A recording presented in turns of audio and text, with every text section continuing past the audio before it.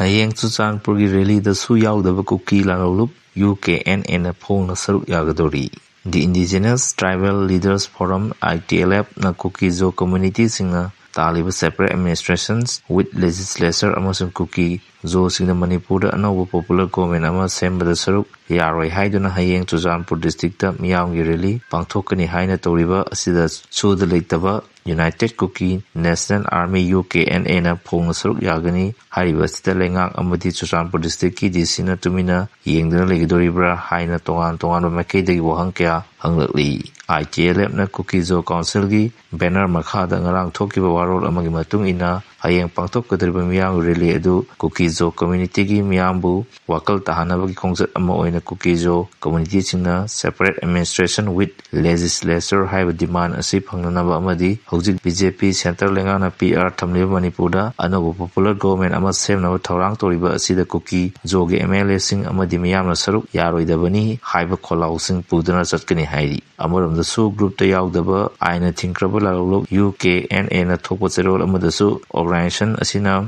ITLF na lokal aliba khongtang ase saukatuna Kuki Zo political framework ki makada phone thoroktuna rally ase Saruk Yagani haina phongtorokli amaramda state government amasung Chuchanpur district administration na hojik Manipur gi rajniti sarangna amadi law and order gi luraba tampam asida community amada khanaba hawba manba khongtang sing amadi international security da chauna sinaduna kulai paiba laluk amana phone rally chakani hariba sida karamna yama pigadaribano masigi mathakta Manipur se personal rule thamduna central government gi makada leiribani maduga Chuchanpur haiba district asisu armed forces special powers act ki makada disturbed area status ta leiribani hariba district asi afaspa gi makada security forces sing na piba power sing aduna lebak asigi shanti thukairaklabadi chidanengba mongda chenaba yabagi sakti adu leina cholising ani kulumdagi me ahumdagi horakhiba irang adugi ngasi phawa singi district sing da Kuki Militant sing na pongna kulai faiduna toningbada toholiba asina takpadi PR amasung apaspa gi kanaba asi karino hai wahang asini Rambuhi maming oina parikha gi wahang da hapluba Chhattisgarh gi headmistress ama suspend tawkre Chhattisgarh gi lenga ki school ama da class 4 English question paper ram haiba wahai asi hui gi maming oina chinaruba gi matang da question adu sem kiba school adu gi headmistress suspend tawkre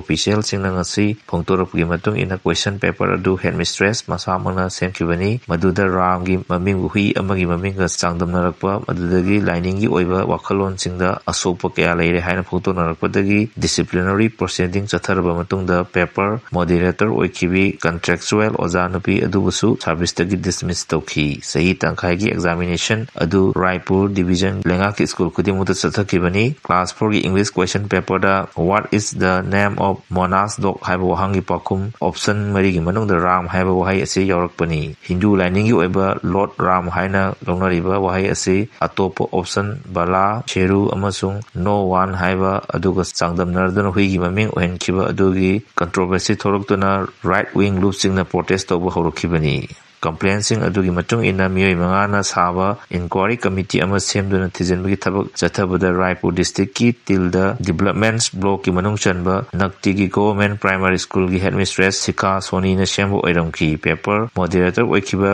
contractual assistant teacher Namrata Barmabu thabak tagi dismiss tawkar matung headmistress Soni na mahaki aiba application da Ramu hagadabagi mahutta Ram haina number da henson kibani asoiba adu question paper sembada tanana hakkiba natte mahakki maikaidagi nungaitaba amasung tungda sigumba thodok oloi haina phongtorakhi Trump na masamak Venulzula gi acting president haina lauthok sakre US president Donald Trump na mahaki social media post ta thadorba warol amada masamak Venulzula gi acting president haina lauthokre South America gi leba ama oiriba thawmarang kaina phangba Venulzula da hojik oiriba phiwangi matang da Washington na logadaba thodang sing khanabagi tanja lordana president Trump na Venulzula gi acting president oire haina masamana lauthokibani mahaki official portrait ta Venulzula gi acting president oina tha sidagi office Fiber Hore, Haina, Pongtok Kibolena, Portet Aduda Mahak Masama United States ki, Nipu Manga Amasung, Niputare Super President Oikibani. Makata Mabang Segi January Kunda, Office Fiber Hore Hainasu, Official Portet ki, List Hauki. US na Venulzula da Operation Chataduna, Nicolas Maduro Amasum Hakilunabi, Chilia, Florence Padana, New York the Purakarma Matung the Narco Terrorism gi Maralda, while Chataba Horokibada United States na Venulzula gi, Lengak the Incident Lakibani, US President Donald Donald Trumpna Venulzula Lady Miyam Amasung Lantung Kayabungak Senbagi Torang Paket Oina President Maduro Lokokro Matunda Lebak Adugi Vice President Amasung Oil Minister Delcy Rodriguez Pu Hokiba Sayolda Lebak Sigi Interim President Oina Kankibani Venulzula Fongliba Tauxing US Administration Ngak Seliba Asi Lebak Anegi Hena Kudongzana Bani Haina Pongtuk Pogalena Tauxing Adu Kaiteli Mamalda Yuanabagi Torang Lady President Trump Mahaki Energy Secretary Chris Writer Venulzula Gi Tauxing Jahaz Haptuna Purak Laga US Gi Hitang Pomchingda Tamnanaba Kudaki Oba Torang Pakananaba Kihnkhre US President Donald Trump Venulzula Dagi Tau Amasung Selgi Mateng Amata Kiba the Piro Haina Section Warol Tangkibolena Matau Tarak Labadi Kiba the Landagani Hainasu Pongtoki Kuki Kulai Bible in the security post Mama Magda Naga Mohat Can Haina Kihnkhre Ta Sigitarama Toginamidang the Lengaka Sugi Quick Binareba KNFP Kulai Matik Chana Paiba Kadarsina Kampobi Distriki Ireng Naga Biles the Lakton Kuladugi Whiting set Amadi Ate Polong Kayat Tukaidra Mangta Alamagi Matak the Kulgi Yungdra Labor Memorial Stone Du Kuki Land Amadi Stay Away Haiba Wising Tazalamagi Mayoptangasi Ireng Naga Biles Kunzasina Kampobi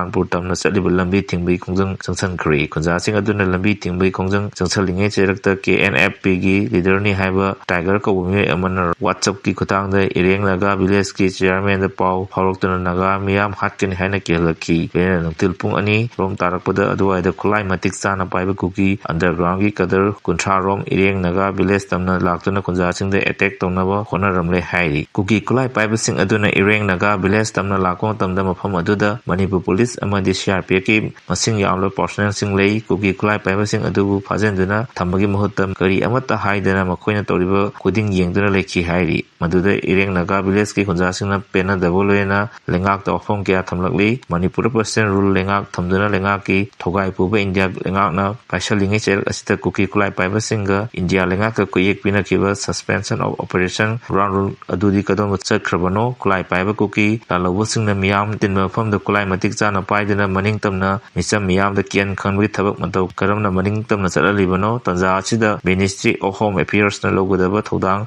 Kadomdano Miyangi Punsi Ngakpa Amadi Lamdam Asida Law and Order Gi Pibam Ngakna Thamba Haibase Ministry of Home Affairs Ki Matau na Tabra Pibam Asida Ireng Naga Village Ki Kunzasing Labor Kihnkhre Makoibu Ngakapigani Haiduna Lakiba Security Force Nasu Marol Toktaba Amagum Tumina Yengdana Labor Amadi Miyangi Punsi Amadi Lantum Ngakadaba Security Force Ki Thong Pende Mari Lenam Authority na Atu Matamda Matau Taba Tabaksing Lakutuna Samjaraba Kunzasing Gi Punsi Amadi Lantum Sing Ngakadabani Su Agreement Gi Fazaraba Masak Adu Kahandana Law and Order Gi Pibam Ngakuna Thamgadabani Haina Kunzasing Gi Makaidagi Pongtonorki Ningsing Bayabadi Kuki Kulai Paiba Singa India Lengaka Kuyek Pina Kiba Su Agreement Gi Ground Rule Gi Manunda Kuki Militant Singna Pairamba Kulai Kudimak Manangnaku Police Station CRPF Camp Natraga Security Force Ki Camp da Lock Up Togduna Thamgadabani Su Agreement da Yauriba Group Singi Kadar Amata Mari Lenaba Authority Gi Ayaba Yaudana Makoigi Designated Camp Thadok Yaroi Misa Miyam Magda Kulai Paidana Aki Akang Pibi Yaroi Haimna Singba Yana Waru Sing Yauribani Adubu Su Kiyek Binariba KNFP Gi Kadar Sing Aduna Ireng Naga Village the Kulai Matik Sana Paidana Matau Karamna Laklibano Makoina Designated Camp Dagi Tholakwa Matamda Karamba Authority Gi Ayaba Lokibano Amadi Designated Camp Dagi Kulai Pairaga Tholokiba Kadar Sing Adu Phajan Magi Mohot Security Force na Karigidamak Yengdana Leiribano Haibase Miyamna Sauna Hangnari Miyamna Sauna Hangnarakli